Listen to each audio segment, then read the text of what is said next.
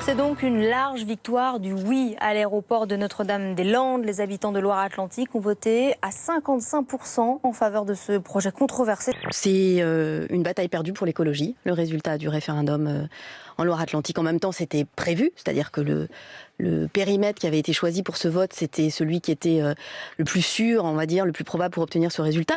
C'est la merde. Pourquoi c'est la merde? Parce que l'aéroport, ça ne nous intéresse pas. On n'est pas venu à la campagne pour s'embêter avec des nuisances pareilles. Il faut maintenant évacuer cette fameuse ZAD, c'est-à-dire ces gens qui occupent un terrain, qui n'ont rien à y faire. Il faut les évacuer vite, rapidement? Il faut les évacuer, oui, aujourd'hui, demain, enfin il faut le faire tout de suite. Si jamais il y avait une tentative quelconque d'évacuation, il y aura une résistance, tout comme il y a eu en 2012. Voilà, il n'y a pas de question sur le fait qu'on l'a entendu là, tout le monde l'a crié et l'a chanté, on reste déterminé, résistance sur ce projet. Discours tout autre pour les partisans du oui. Avec un taux de participation d'un peu plus de 51%, ils estiment que la consultation a toute sa légitimité. Il faut leur demander de partir puisque le peuple s'est exprimé. Il faut maintenant, 1, évacuer la ZAD, c'est fondamental, et 2, commencer après les travaux. Le site Manuel Valls a prévenu qu'il devrait partir d'ici le début des travaux à l'automne. Le gouvernement appliquera le verdict des urnes. Je pense que ceux qui ont voté oui l'attendent, et donc je crois que les discussions entre le Premier ministre et le ministre de l'Intérieur ont commencé pour savoir comment ils allaient procéder.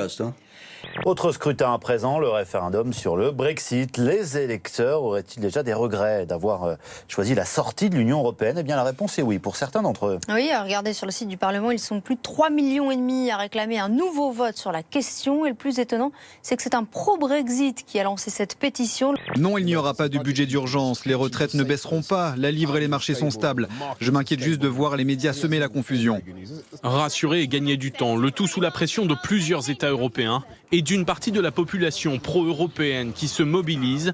Contrairement à ce qu'elle avait laissé entendre ce week-end, la chancelière allemande estime maintenant que le Royaume-Uni doit sortir rapidement de l'Union. Avoir de négociations, ni formelles ni informelles, sur la sortie du Royaume-Uni de l'Union européenne, avant que Londres n'ait envoyé sa notification officielle. La livre britannique continue de souffrir des incertitudes politiques et économiques.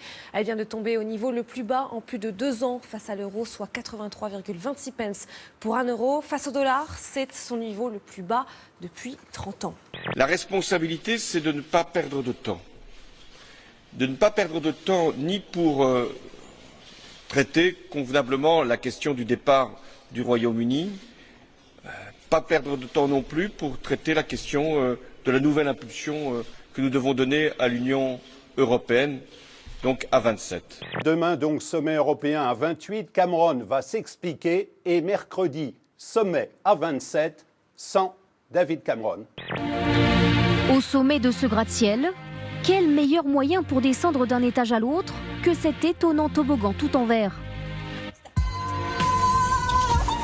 À 300 mètres du sol au 70e étage, les visiteurs s'élancent dans le vide. Et puis, exemple de coopération particulièrement efficace, les gardes-côtes français et espagnols ont saisi en quelques jours plus de 5 tonnes de cannabis en Méditerranée, sur des bateaux et sur des plages en Andalousie.